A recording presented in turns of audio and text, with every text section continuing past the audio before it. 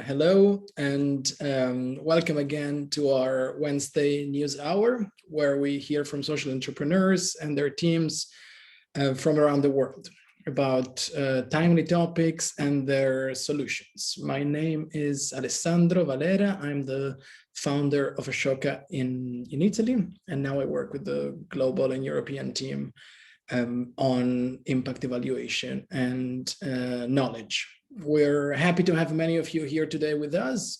And we want to welcome those of you who are Ashoka Fellows, just like Riccarda, who I'll introduce in a second, the ones who are our partners and the ones who are here for the very first time. Before starting, just a couple of housekeeping points before getting in the gist of this. First, of course, we would love to hear from you, but as you can see, the setting is different. We had problems in the past with Zoom bombing, as it's now called. So there's a Q&A button you see at the bottom of your screen. So if you have questions, just drop them there. And in the second half of today's discussion, we'll get to those. For those of you who wish to use captioning or subtitles, you can select the three dots at the bottom that say more, and you can say show subtitles. And at that point, if for any reason you need those, if English is not your first language, if you have hearing issues, or for any other reasons, you can just click that. So let's get started. I have the pleasure today to introduce you to Riccarda Zezza, Ashoka Fellow since 2016 and founder of several ventures, including LifeIt. Ashoka started in Italy just before, actually 2015, if I remember correctly. Now you'll tell us whether it's 2015 or 2016, but it was the very first cohort of Ashoka Fellows. So Riccarda is someone I had the pleasure to meet very early on, where I was trying to figure out what Ashoka Italy was going to be. And it was a pleasure to find her, for her to pass panel and realize that she had so much potential beyond Italy. The question she was grappling with, and she still is today, is the different roles that mothers and fathers played as carers, and particularly as parents, but as we'll see, her focus has evolved and the consequences this has on society, particularly when it comes to work and labor and the job market. When I met her, she was focusing on her first venture, which was called Plan C, Piano C, as women could have a third plan between family and work, and managed to marry both. And she would do that by offering a co-working space to women who wanted to transition back to work. As we call it at Ashoka, a direct service that received incredible attention and everyone wanted to replicate. But very quickly, Riccarda realized that it would take her decades before every town, every neighborhood would have the same co-working space for women. And she changed her strategy with something called maternity as a master's, where she worked directly with employers to make sure they understood the potential of parenting and the potential that mothers in particular, but also fathers could have, even if they missed sometimes from work, to take care of their kids. Then the pandemic came, everything changed, and we realized that care was so important, not only on the little ones, but on the older ones too. And Riccarda transformed again her venture and her focus on 360 degrees care. And we'll hear from her about this. Today, we're close to Mother's Day. It's an important day for those like me who have children and are raising them without a mother. It's a time to reflect on with teachers, what do we do at school, so I was thankful to be invited as a father who takes care of her child, like most mothers do in most countries. But we're here today to talk about motherhood, fatherhood, parenthood. and care. So welcome, Riccarda. The first question to you is therefore about this loved and dreaded Mother's Day. Does it still make sense to you to celebrate mothers and fathers separately, or should we celebrate them together? Are fatherhood and motherhood becoming more and more the same thing? It's a pretty large question. So thank you, Anna, and thanks, Ashoka. I don't remember exactly if I was nominated in 2016. I have no sense of time, but I remember that it was, for me, it was like incredible to be nominated as an Ashoka Fellow, because I used to know Ashoka before when I was working in Nokia. And I really thought, oh, these fellows must be incredible people. What do they do? How can they achieve so much? I never thought in my life I could become an Ashoka Fellow. And then I changed my life when I was 40. So I changed my life when I was already considered, let's say, a bit old. If you think about startuppers, you always think about young people, dynamic people. Well, I'm not that young, but I'm still dynamic, as we all are after 40. That's also interesting to know. And I'm going to be 50 soon, and I will still be very dynamic. So the point is, yeah, it was amazing for me to become an Ashoka Fellow. You made a big difference in my life as an entrepreneur, but also as a woman. So I am very thankful for the work we do together. And also for this chance to speak to a global audience who applied to know more about different way of looking at maternity, because it's very needed. And your question is to the point. So do we still have a reason for celebrating Motherhood Day? Do we still have a reason for separating the celebration from the celebration of fathers? They are still very different celebrations. In a way, because I'm living them both very intensively, because I'm working with mothers and fathers, as you said. I'm working with caregivers in a more extended definition. I can see still a very strong difference in the model we have in mind when we think about fathers and when we think about mothers. And the paradox is that, in a way, being a father, even if it's limited in the let's say the area that it covers, because fathers have a stereotype in which they have to do less, they have to be less at home, which is more or less the same stereotype that mothers have at work. They are supposed to be less at work. Well, the stereotype of fathers, in a way, makes the celebration a bit easier because it's lighter. When we get to the Mother's Day, there is always some controversial discussion going on, because motherhood is a very strong weak point of our societies nowadays still. We are in 2021, and everywhere in the world, becoming a mother generates a conflict between being a woman and being a worker, between life and work. How can it be?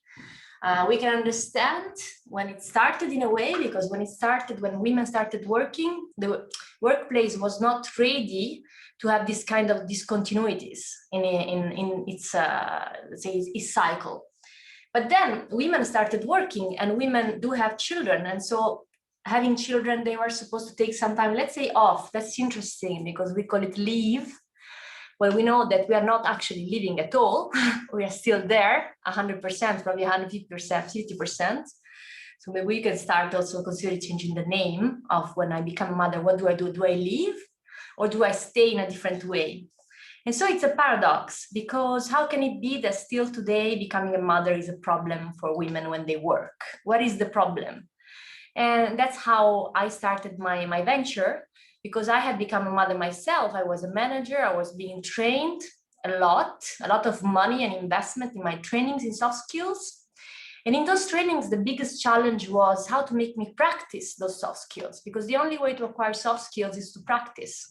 And you can imagine how difficult it is to create an artificial practice of soft skills in a classroom. You name it, companies know how challenging it is. And I realized that actually my practice of soft skills was happening very, very well at home with my children. Think about crisis management, think about empathy, think about delegation, think about empowerment, think about the definition of leadership as making someone else grow. So there is a lot in there in the practice of motherhood, and there is a lot also in the practice of fatherhood. There is a lot in the practice of our private life, our relationships, the things we care about, that if it was seen by the workplace, it would become strength, source of strengths instead of weaknesses. And that's how all started. Like, I realized there was a blue ocean there, because there was something going on that was seen as a problem on one hand, from companies, from the workplace, while on the other hand, they were looking for those resources. So it was a matter of bridging. And how do you bridge? That's also interesting, because bridging seems to be very difficult, but the reality is that you can bridge, you can create new connections simply by changing the questions. So what we did with mom, we changed the questions we were asking mothers. And instead of asking how hard it must be to be a mother, how do you cope? How do you put everything together? How do you sleep at night? Which of course, those things are happening, but it's just part of the picture. There is a wider picture, which is about how much are you learning? How stronger do you feel? What leadership do you feel towards the world? What do you want the world to become now that your children will live in there when you're not there anymore? So these kind of questions, they open the framework. They look at a larger picture and all the strands come out. And that's why the problem I see today, and I'm now finally addressing your question, with Mother's Day, is that we're keeping on asking the wrong questions. We're keeping on telling the wrong stories. Or it's not wrong, it's just part of the story, but there is much more to tell. And I think we should do it now, finally, mothers and fathers and caregivers together. Thank you. So you're, of course, working with parents for most of your time, directly with them or indirectly with the employers who hire and manage them. So while this year we've been seeing fewer and fewer people, and I've read that an interesting article where our circles keep shrinking more and more, especially for men. Men are now in contact with fewer people than they've ever been, whether women are in contact with a few more people. So you've had a chance to talk to more mothers and fathers that all of us have. Are there any trends that you see beyond the obvious ones that we read everywhere, that women are taking a larger burden of childcare? Is there anything else that's emerging? Yeah, actually what we're seeing is we're seeing that this transition, so being through a pandemic is another transition. And in a way, it's interesting because it's like we all have been sent to maternity leave for 18 months suddenly. And we all know now that maternity leave is not a leave. It's about being somewhere else, but doing probably double work or triple work. This is pretty clear to everyone now, which is interesting because it was a progress in the overall Western culture, but also Eastern probably, about things that were already there, but in a way we were managing not to see. They were being kept out of the picture. So that's interesting. It's an overall global transition. It's the first case in the story of our species of a global shared transition, because it's not only global, but we're also sharing information globally, which is also new. So if I speak with someone in Brazil, he's living the same experience I am in his own country, and we can talk about it. So in this situation, as in every transition happens, we have the chance to, while we change and we have to change our habits and we discover new skills and we're in front of new challenges, it's also a great opportunity for changing things, for reassessing who we are and what do we want. So it's a great occasion for also asking ourselves different questions. And this is what we do with our programs. We launch also a program for companies, for their people who are going through this transition, and they can learn, what can they learn, what kind of skills are they acquiring to this transition.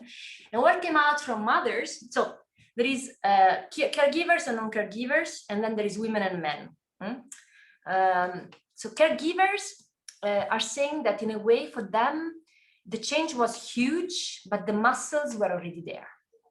So they are, and especially mothers, it's like, I have been through this kind of combination of more roles and having to cope with constant change and small habits that change, but big and also big habits. All this is pretty familiar to working mothers and to working caregivers. So their response has been, yes, we are inside a, how to say tempest in English, a storm, but I'm used to storms, okay? So yes, it's hard, but I know how to do it. And that's interesting because I don't read about this much in the newspapers. There are skills there that can be used to help the whole society address the storm. On the other hand, there is a difference between men and women.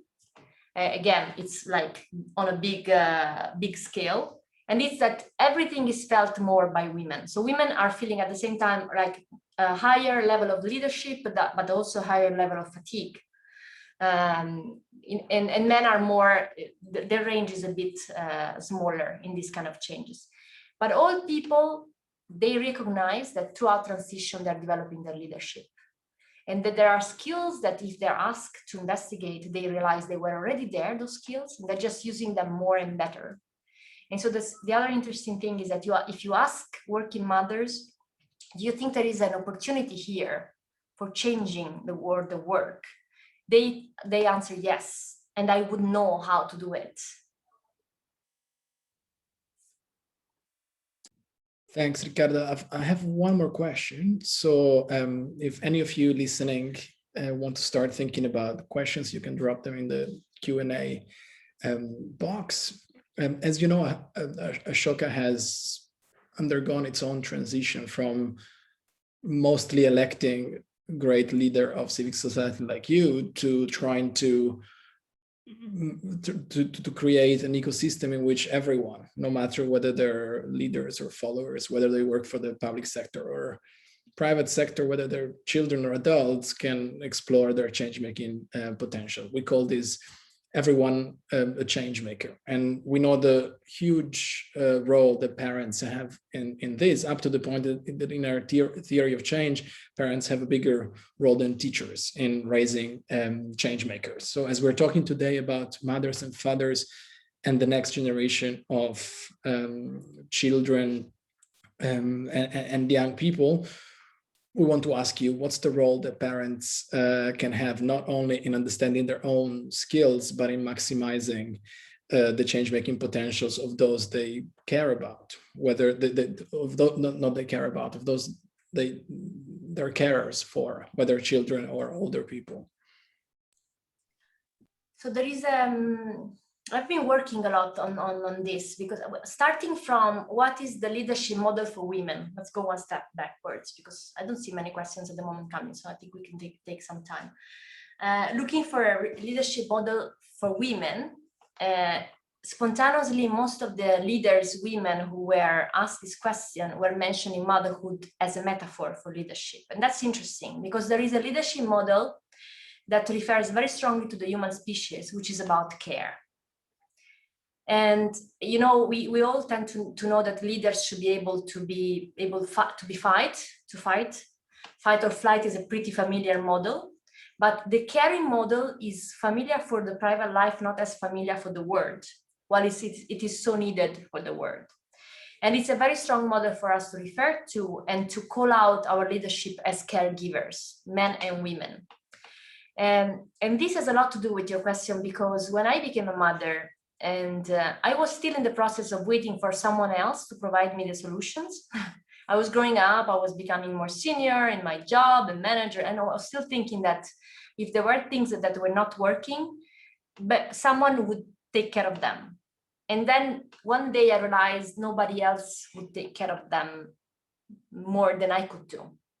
And I don't come from a family of entrepreneurs. I don't come from a rich family. So I really started from just who I am and the kind of dreams I was developing. And the realization that I had to be the change I wanted to see in the world, which seems a bit strange. I mean, it seems like something from heroes, but it's not. Because when you care, you have a superpower.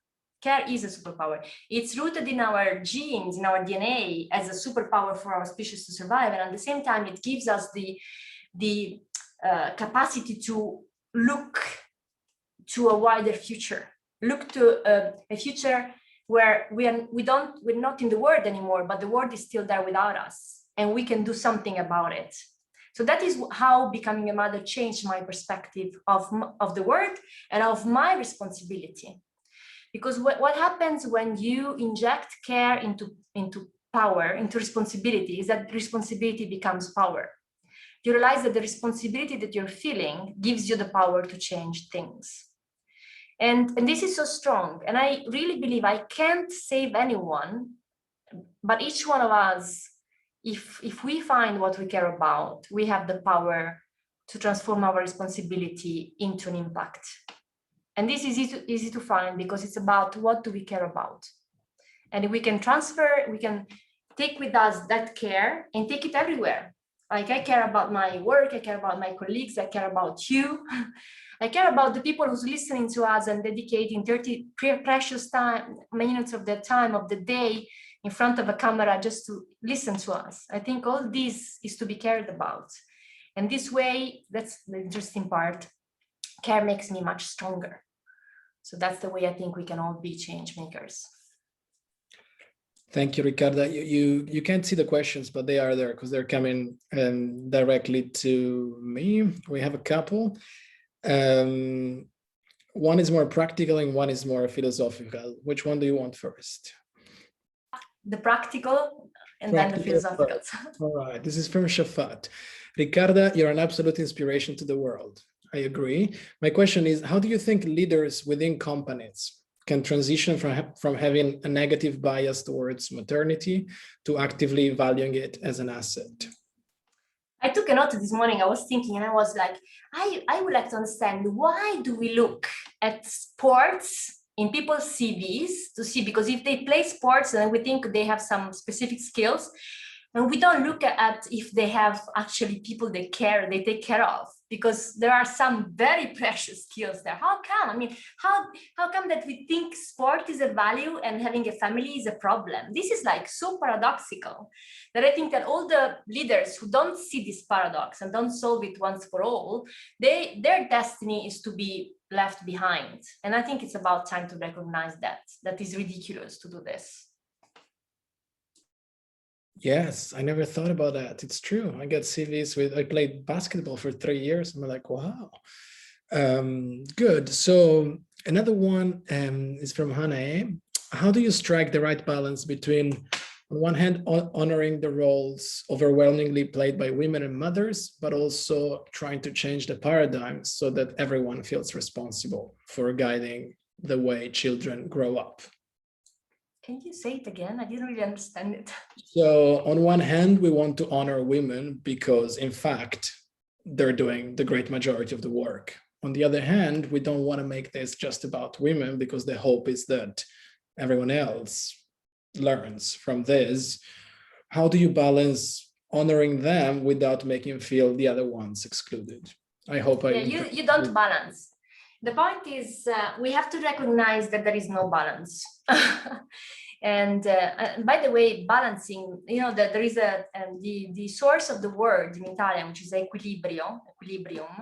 It's about having two strengths equal to each other in a way that they cancel each other. So balance is about, in a way, making it very sustainable.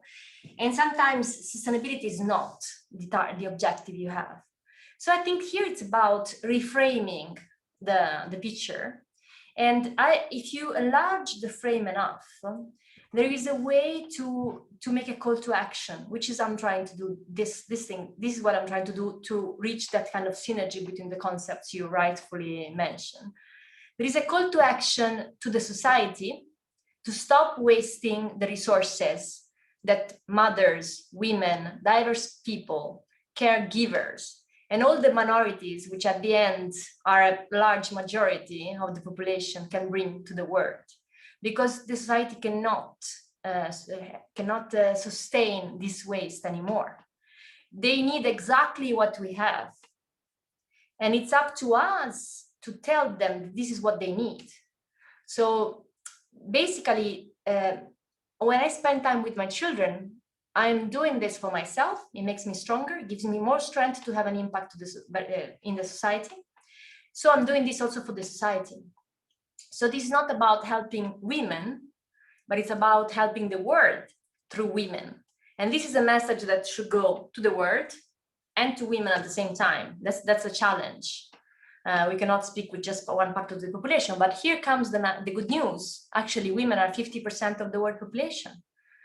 And we're not alone. There are a lot of men who think alike, and they're just waiting for us to stand up first. Because, being a majority is more difficult to change the framework than being a minority. So we're in a very good position to change the framework because we are a minority.